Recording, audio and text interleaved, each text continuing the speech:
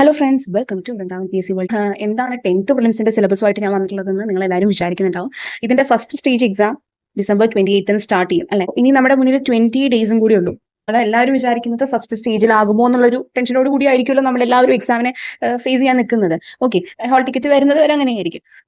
ഈ എക്സാമിന് ഇത്രയും ദിവസങ്ങളൊക്കെ കിട്ടി നമ്മളൊരു സ്റ്റഡി പ്ലാൻ ഒക്കെ ഇട്ടിട്ടുണ്ടായിരുന്നു. എന്നാൽ ഉദ്ദേശിച്ച രീതിയിൽ സ്റ്റഡി പ്ലാൻ ഒന്നും കംപ്ലീറ്റ് ചെയ്യാൻ പറ്റാത്തവർ, നല്ല രീതിയിൽ ഈ ഒരു സിലബസ് കവർ ചെയ്യാൻ പറ്റാത്തവർ ഒക്കെ ഉണ്ടാകാം. പല കാരണങ്ങളാൽ ഇത് നല്ല രീതിയിൽ പഠിക്കാൻ പറ്റാതെ പോയവരുണ്ടാകാം.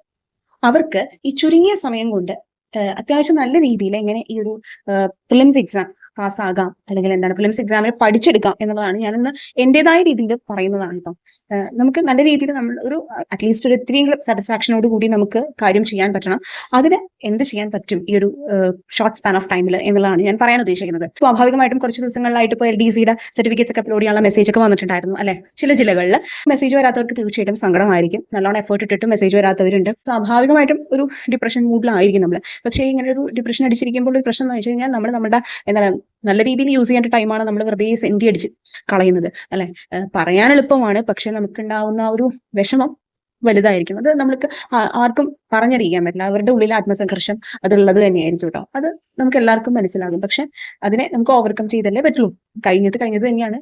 അത് അത്രേ ഉള്ളൂ. ബാക്കി ഇനി ഷോർട്ട് ലിസ്റ്റ് വരുമ്പോൾ നോക്കാം. പക്ഷെ മെസ്സേജ് വന്നവർക്ക് പോലും ഷോർട്ട് ലിസ്റ്റിൽ വരാനുള്ള സാധ്യത നമുക്ക് പറയാൻ പറ്റില്ല. അപ്പൊ പിന്നെ വരാത്തവരുടെ കാര്യം പറയണ്ടല്ലോ. ഓക്കെ, അതെന്തോ ആയിക്കോട്ടെ, അത് അവിടെ കഴിയും. ഇപ്പൊ നമ്മുടെ മുന്നിലുള്ളത് ഈ ഒരു സംഭവം, ഈ ഒരു എക്സാം PSC എക്സാം എന്നൊക്കെ പറയുന്നത് 99% ഹാർഡ് വർക്ക് തന്നെയാണ്. ഇപ്പൊ കഴിഞ്ഞ ഡിഗ്രി എക്സാമിനാണെങ്കിലും പല സ്റ്റേജസിലായിട്ടാണ് എക്സാം നടന്നത്. ഓക്കെ, അപ്പൊ അതിൽ ചില സ്റ്റേജ് എളുപ്പമായിരുന്നു, ചിലത് ഭയങ്കര ടഫായിരുന്നു. അപ്പൊ ആ എളുപ്പമുള്ള സ്റ്റേജിൽ എഴുതിയവർക്ക് അത്യാവശ്യം നല്ല രീതിയിൽ കയറാൻ സാധിച്ചിട്ടുണ്ടാവും. എന്നാൽ ബാക്കി 2 സ്റ്റേജസിൽ വന്നവർക്ക് അത്യാവശ്യം നല്ല രീതിയിൽ കയറാൻ സാധിച്ചിട്ടുണ്ടാവില്ല.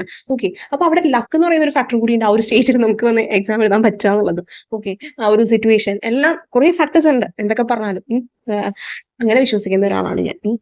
ഹാർഡ് വർക്കിനോടൊപ്പം ഒരു എല്ലാവരും പറയുന്ന പോലെ 1% ലക്ക് എന്തായാലും ഉണ്ടാവും. ഓക്കെ, അങ്ങനെയാണെങ്കിൽ തന്നെ ഞാൻ പറയുന്നത് ഈ ഹാർഡ് വർക്ക് എന്ന് പറയുന്നതിൽ നമുക്ക് എന്ത് ചെയ്യാം എന്നുള്ളതാണ്. ഓക്കെ, അതാണ് ഞാൻ പറയാൻ ഉദ്ദേശിക്കുന്നത്. നമ്മൾ ഇതുവരെ പഠിച്ച രീതി എന്ന് പറയുന്നതിൽ എന്തൊക്കെയോ മിസ്റ്റേക്ക് ഉള്ളത് കൊണ്ടായിരിക്കുമല്ലോ LDCക്ക് ആണെങ്കിൽ നമുക്ക് ചിലപ്പോൾ കിട്ടാതെ പോയത്, ആ ഒരു ഉദ്ദേശിച്ച ലെവലിലോട്ട് എത്താൻ പറ്റാതെ പോയത് അല്ലെ. നിങ്ങൾ എല്ലാവരും how old are you cinema കണ്ടിട്ടുണ്ടാവുമല്ലോ. അതിൽ മഞ്ജു വാര്യർ അവതരിപ്പിക്കുന്ന ക്യാരക്ടർ പ്രസിഡന്റിന്റെ മുന്നിൽ തലകറങ്ങി വീഴുന്നുണ്ട് അല്ലെ. അപ്പോൾ കൂട്ടുകാരി വന്ന് ചോദിക്കുന്ന ഒരു ചോദ്യമുണ്ട്, ഇത്രയും കാലത്തെ നിന്റെ ജീവിതം പ്രസിഡന്റിന്റെ മുന്നിൽ വന്ന് തലകറങ്ങി വീഴാനാണ് ഇതാക്കിയത് എങ്കിൽ ആ ജീവിത രീതി, അല്ലെങ്കിൽ അത് ഇതുവരെ നീ പിന്തുടർന്നിരുന്ന ശീലങ്ങളും രീതികളും അല്ലേ പ്രശ്നം, അതല്ലേ മാറ്റേണ്ടത് എന്നുള്ളത്. അതിനാണോ ഇത്രയും കാലം നീ ഓരോ കാര്യങ്ങൾ ചെയ്തതെന്നുള്ള രീതിയിൽ പറയുന്നത്. അപ്പൊ അത് തന്നെയാണ് ഇവിടെയും പറയാനുള്ളത്. എന്താണെന്ന് വെച്ച് കഴിഞ്ഞാൽ നമ്മൾ ഇതുവരെ ഫോളോ ചെയ്തതിൽ എന്തോ ഒരു കുഴപ്പമുള്ളത് കൊണ്ടാണ് നമുക്ക് ഉദ്ദേശിച്ച രീതിയിൽ ആ ഒരു മാർക്കിങ്ങിലോട്ട് എത്താൻ പറ്റാത്തത് അല്ലെ. നമ്മൾ ഫോളോ ചെയ്യുന്ന പാറ്റേണിൽ എന്തോ പ്രശ്നമുണ്ട്. നമ്മൾ പഠിക്കുന്ന രീതിയിൽ ചില മാറ്റങ്ങൾ വരുത്തേണ്ടതുണ്ട്. ആ ഒരു കാര്യം മനസ്സിലാക്കിക്കൊണ്ട് തന്നെ എന്ത് ചെയ്യാം, നമ്മൾ പഠിക്കാൻ ശ്രമിക്കാം. ഇപ്പൊ ഞാൻ ഈ ഒരു എക്സാമിന് ഇത്രയും ദിവസങ്ങളിലുള്ളൂ, അപ്പൊ ഞാനത് പറഞ്ഞിട്ട് കാര്യമില്ല എന്ന് വിചാരിക്കുന്നുണ്ടാവും. എന്നാലും ഇപ്പൊ ഈ അവസാന നിമിഷമാണെങ്കിൽ പോലും നമുക്ക് എന്തെങ്കിലുമൊക്കെ ചെയ്യാനുണ്ടാകും. ആ ഒരു എക്സാമിന് വേണ്ടിയിട്ട് നല്ല രീതിയിൽ ചിലപ്പോൾ നമ്മൾ ഇപ്പോൾ ചെയ്യുന്ന കാര്യങ്ങൾ നമുക്ക് ആ ഒരു എക്സാമിന് ഗുണം ചെയ്താലോ. എനിക്ക് അങ്ങനെ ചെയ്തിട്ടുണ്ട് കേട്ടോ. എനിക്ക് ഡിഗ്രി പ്രിലിംസ് എക്സാം നല്ല രീതിയിൽ പഠിക്കാൻ പറ്റിയിരുന്നില്ല. ആ ഒരു ടൈമിൽ ചില കാരണങ്ങളാൽ ഒട്ടും തന്നെ പഠിക്കാൻ പറ്റിയിരുന്നില്ല. ജസ്റ്റ് കുറച്ച് കാര്യങ്ങൾ മാത്രം ഞാൻ ജസ്റ്റ് ആ ഒരു 2 വീക്സിലെങ്ങാണ്ട് നോക്കി പോവുക ചെയ്തത്. ബട്ട് എനിക്കത് പ്രിലിംസ് ഞാൻ പാസ്സായി, മെയിൻസ് എഴുതി. എന്തെങ്കിലും ആയിക്കോട്ടെ, മെയിൻസ് എന്ന് പറയുന്നത് അത്യാവശ്യം ടഫൊക്കെ തന്നെയായിരുന്നു. അതിന്റെ റിസൾട്ട് എന്തോ ആയിക്കോട്ടെ. പക്ഷെ അതാ ഞാൻ പറഞ്ഞത്, നമുക്ക് ഈ ലാസ്റ്റ് ഇതിലാണെങ്കിലും എന്തെങ്കിലും ചെയ്യാനുണ്ടാകും. എന്തൊക്കെ നമുക്ക് ഇനി ചെയ്യാൻ പറ്റും എന്നുള്ളതാണ് ഞാൻ പറയാൻ പോകുന്നത് കേട്ടോ. അപ്പൊ ആദ്യത്തെ കാര്യം എന്ന് പറയുന്നത്, സ്വാഭാവികമായിട്ട് നമ്മളെല്ലാവരും പറയുന്ന പോലെ ഏറ്റവും ഇമ്പോർട്ടന്റ് ആയിട്ടുള്ള കാര്യങ്ങൾ മാത്രം ഒന്ന് നോക്കി വെച്ചേക്കുക. ഓക്കെ, ഇമ്പോർട്ടന്റ് ആയിട്ട് എന്ന് പറയുമ്പോൾ തന്നെ നമ്മൾ ആദ്യം പറയുന്നത് കറണ്ട് അഫയേഴ്സ് ആണല്ലോ. ഈ കറണ്ട് അഫയേഴ്സ് എന്ന് പറയുന്ന ഭാഗം നമ്മൾ എങ്ങനെ പഠിക്കണം എന്ന് ചോദിച്ചു കഴിഞ്ഞാൽ, ഈ കഴിഞ്ഞ LDC അതുപോലെ തന്നെ LGS ഇതിന്റെ പല സ്റ്റേജസ് എല്ലാം കഴിഞ്ഞിട്ടുണ്ടല്ലോ. ഈ എല്ലാ സ്റ്റേജസിലെയും ക്വസ്റ്റ്യൻ പേപ്പേഴ്സ് നിങ്ങൾ നല്ലവണ്ണം ആൻസർ ചെയ്യുക, അതിനെ വിലയിരുത്തുക. അതിൽ കറണ്ട് അഫയേഴ്സ് ചോദിച്ചിരിക്കുന്ന ഭാഗം ഒന്ന് ശ്രദ്ധിക്കുക. ഓക്കെ, മിക്കതും ചിലതൊക്കെ റിപ്പീറ്റഡ് ആണ്, ചിലതൊക്കെ നമ്മൾ പഠിക്കും എന്ന് വിചാരിക്കുന്ന കുറെ ഏരിയാസ് ഒക്കെ ഉണ്ട്. ആ ഏരിയാസിനെ നമ്മൾ കൂടുതൽ ഫോക്കസ് ചെയ്യുക എന്നുള്ളതാണ്. ഇപ്പോൾ എക്സ്ട്രീംലി ഡിഫിക്കൽട്ട് ആയിട്ടുള്ള ക്വസ്റ്റൻസ് നമ്മൾ എന്ത് ചെയ്യുക, കറണ്ട് അഫയേഴ്സിന്റെ ഭാഗത്ത് നിന്ന് ആൻസർ ചെയ്യാതിരിക്കുക, വെറുതെ നെഗറ്റീവ് കൂട്ടണ്ടല്ലോ.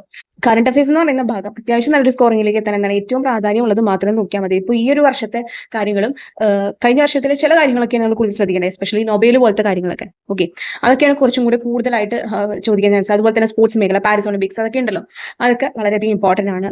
സാഹിത്യ അവാർഡുകൾ, ഇതൊക്കെ കുറച്ചും കൂടി ഇമ്പോർട്ടന്റ്. അങ്ങനത്തെ കാര്യങ്ങൾ കറണ്ട് അഫയേഴ്സിൽ ഏറ്റവും കൂടുതലായിട്ട് അങ്ങനത്തെ കാര്യങ്ങളൊക്കെയാണ് ചോദിക്കാൻ ചാൻസ്. ഇതാണ് കറണ്ട് അഫയേഴ്സ്. നമുക്ക് ആകെ ചെയ്യാൻ പറ്റുന്ന കാര്യം അതാണ്. എല്ലാം കൂടി നമുക്ക് പഠിക്കാൻ പറ്റില്ലല്ലോ. അതും ഈ കുറച്ച് സമയത്തിനുള്ളിൽ.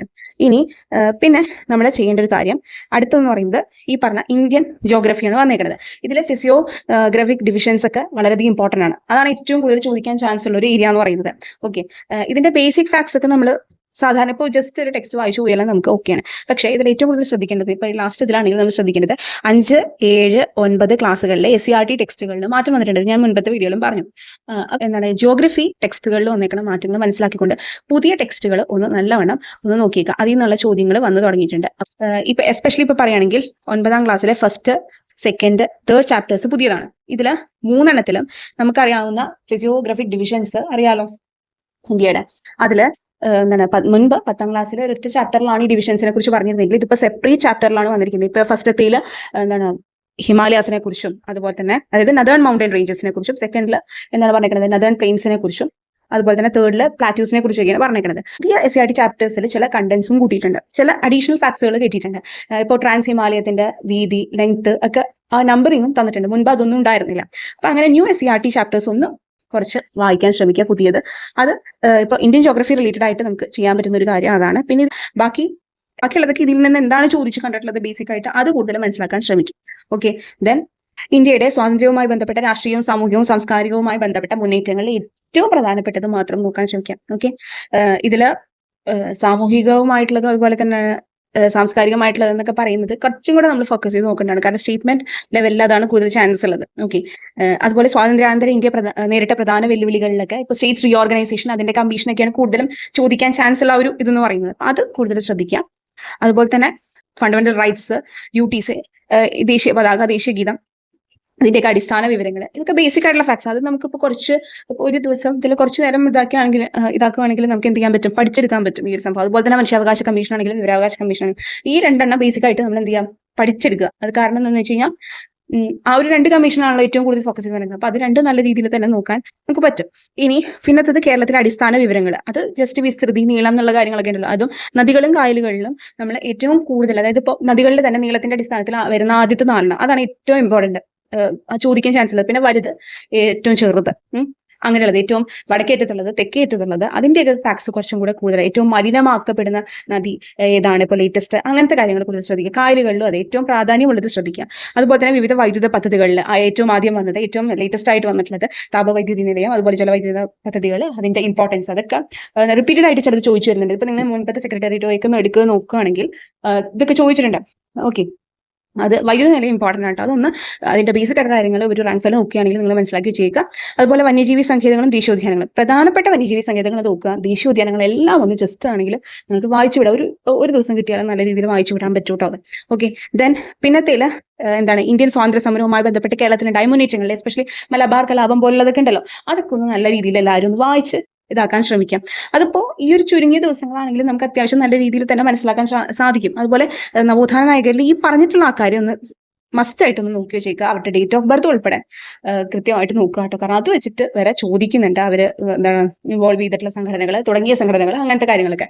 ഓക്കെ, പിന്നെ നാച്ചുറൽ സയൻസും ഫിസിക്കൽ സയൻസും SCERT ചാപ്റ്റേഴ്സ് മാത്രം വായിച്ചാൽ തന്നെ നിങ്ങൾക്ക് എന്ത് ചെയ്യാൻ പറ്റും, നല്ലൊരു സ്കോറിങ്ങിലേക്ക് എത്താൻ സാധിക്കും. ഇപ്പോൾ ഇതിൽ ഇപ്പോൾ ഈ ഇത്രയും ചാപ്റ്റേഴ്സ്, ഇപ്പൊ ഞാൻ ഈ ടിക്ക് ഇടുന്ന ചാപ്റ്റേഴ്സ് ഇത്രയും തന്നെ ഏതൊക്കെ കറസ്പോണ്ടിങ് ആയിട്ടുള്ള SCERT ചാപ്റ്റേഴ്സ് നോക്കണം ഞാൻ പറഞ്ഞിട്ടുണ്ടായിരുന്നു. ജസ്റ്റ് നിങ്ങൾക്ക് കുറച്ച് നേരം എടുത്താൽ തന്നെ വായിച്ചു തീരാൻ പറ്റും SCERT ചാപ്റ്റേഴ്സ്. ഓക്കെ, ഞാൻ ഇന്നലെ അതിന്റെ ഒരു ക്ലാസ് ഇട്ടിട്ടുണ്ടായിരുന്നു, ഒരെണ്ണം. അതിൽ ഏറ്റവും ഇമ്പോർട്ടൻ്റ് ആയിട്ടുള്ള ഒരു ചാപ്റ്ററാണ് ഞാൻ ഇട്ടത്.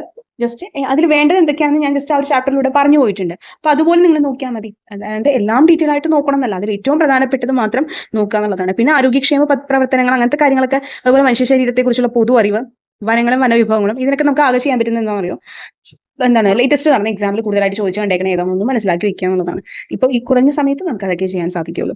ഓക്കെ, ഫിസിക്കൽ സയൻസ് ആണെങ്കിലും SCERT നോക്കിയാൽ തന്നെ നമുക്ക് നല്ല രീതിയിൽ തന്നെ സ്കോർ ചെയ്യാൻ സാധിക്കും. പിന്നെ മാത്സിൽ നിങ്ങൾക്ക് ഏറ്റവും ബുദ്ധിമുട്ടുള്ള ഏരിയ ഏതാണോ അതൊന്ന് മനസ്സിലാക്കാൻ ശ്രമിക്കുക. അതിപ്പോൾ ഞാൻ മുൻപത്തെ ഇതിൽ പറഞ്ഞിട്ടില്ലേ, ട്രിക്ക് എന്ന് പറഞ്ഞാൽ ഇതിൽ ജെറിൻ സാറിന്റെ ക്ലാസ് ഒക്കെ ചെറിയ ചെറിയ ട്രിക്സും ടിപ്സും ഒക്കെ ഉള്ളതാണ്. അപ്പോൾ അത് അത്യാവശ്യം നമ്മളൊന്ന് കേട്ടിരുന്നാൽ തന്നെ നമുക്ക് കത്തും എങ്ങനെ ചെയ്യണം എന്നുള്ളത്. അപ്പോൾ അതൊക്കെ ഒരു ഇത്തിരി സമയം സ്പെൻഡ് ചെയ്താൽ തന്നെ നമുക്ക് മനസ്സിലാക്കാൻ പറ്റുന്നതാണ്. ഓക്കെ, ഏറ്റവും ബേസിക് ആയിട്ട് പറഞ്ഞ് ഞാൻ ജസ്റ്റ് ഒന്ന് പോയിട്ടുണ്ട്. ഇനി ഏറ്റവും അടിസ്ഥാനമായിട്ട് ചെയ്യേണ്ടത് ഈ പറഞ്ഞ നേരത്തെയും പറഞ്ഞു LDCയുടെയും LGSന്റെയും എത്ര സ്റ്റേജസ് നടന്നിട്ടുണ്ടോ അത്രയും സ്റ്റേജസിന്റെയും ക്വസ്റ്റ്യൻ പേപ്പേഴ്സ് ഒന്ന് അനലൈസ് ചെയ്യാം, ആൻസർ ചെയ്യുക. അതിന്റെ കറസ്പോണ്ടിങ് ആയിട്ടുള്ള ഏരിയാസ് മാത്രം, ആ ഒരു ചോദ്യങ്ങളുടെ ചോദിച്ചിട്ടുള്ള ആ ഒരു ഏരിയാസ് നല്ല രീതിയിൽ ഒന്ന് എന്ത് ചെയ്യുക, നോക്കാൻ ശ്രമിക്കുക, പഠിക്കാൻ ശ്രമിക്കുക.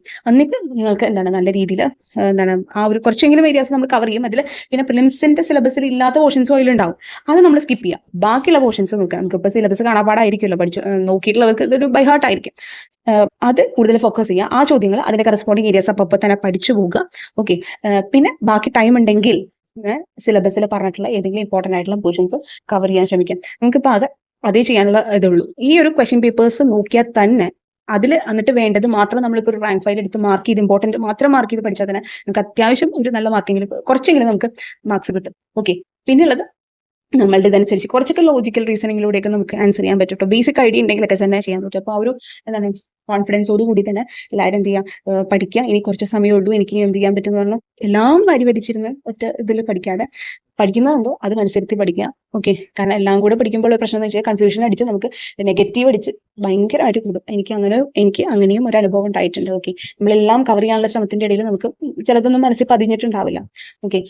ക്ലിംസ് പാസ്സാവുക എന്നുള്ള ലക്ഷ്യത്തോടു കൂടി ഇപ്പൊ ഇത്തിരി സമയമാണെങ്കിലും നമുക്ക് കിട്ടുന്നതിന് വൈസായിട്ട് യൂസ് ചെയ്യാം.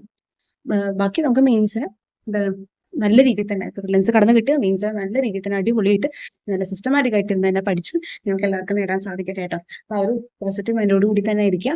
ഇതെല്ലാം നിങ്ങൾക്ക് അറിയാവുന്ന കാര്യങ്ങളായിരിക്കാം. ഇനി അറിയാത്തവരുണ്ടെങ്കിൽ ഇൻ കേസ് ഞാൻ ജസ്റ്റ് പറഞ്ഞതൊരു ഇതായിട്ട് എടുത്താൽ മതി. ഓക്കെ.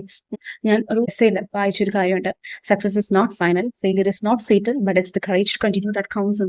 ഓക്കെ. സോ നമ്മുടെ കറേജാണ് അനുസരിച്ചിരിക്കും നമ്മുടെ ജീവിതം മുന്നോട്ടുള്ളത്. ഓക്കെ. എങ്ങനെയാണ് നമ്മുടെ സ്വപ്നങ്ങൾ ഒക്കെ സാക്ഷാത്കരിക്കപ്പെടുമോ എന്നുള്ളതൊക്കെ നമ്മൾ എടുക്കുന്ന കറേജ്, നമ്മൾ എടുക്കുന്ന സ്റ്റെപ്പാണ്, ഓരോ സ്റ്റെപ്പാണ്. അപ്പോൾ നിങ്ങൾ ചെയ്യുന്ന ഓരോ കാര്യങ്ങളും ബുദ്ധിപൂർവ്വം ചെയ്യുക, ആലോചിച്ച് ചെയ്യുക. ഇനി കിട്ടുന്ന കുറച്ച് ടൈമിൽ മൊബൈൽ ഫോണിന്റെ യൂസ് ഒക്കെ ഒന്ന് കുറച്ച് രാവിലെ നേരത്തെ എണീറ്റ് നല്ല രീതിയിൽ പഠിക്കുക. ഇത്തിരി ഒരു 10-15 മിനിറ്റ് ബ്രേക്ക് എടുത്തിട്ടാണെങ്കിലും പഠിക്കുക. കണ്ടിന്യൂസ് ആയിട്ട് പഠിക്കരുത് കേട്ടോ. അത് ഭയങ്കര ഇതാവും നമുക്ക്. ഓക്കെ. മാക്സിമം എന്താണ് ഏതെങ്കിലും മോക്ക് ടെസ്റ്റുകളോ ടെസ്റ്റ് സീരീസുകളോ ഉണ്ടെങ്കിൽ അത് ചെയ്യാൻ ശ്രമിക്കുക. അത് നിങ്ങൾക്ക് വളരെയധികം യൂസ്ഫുൾ ആയിരിക്കും കേട്ടോ എക്സാമിന്. ഓക്കെ. എന്നെ കൊണ്ടാവുന്ന രീതിയിലുള്ള കുറച്ച് ചോദ്യങ്ങളൊക്കെ ഞാനും വീഡിയോ ആയിട്ട് ചെയ്യാൻ ശ്രമിക്കാം കേട്ടോ. മോക്ക് ടെസ്റ്റ് പോലെ വരുന്നുണ്ട്. അപ്പോൾ നമുക്ക് നെക്സ്റ്റ് വീഡിയോയിൽ കാണാം.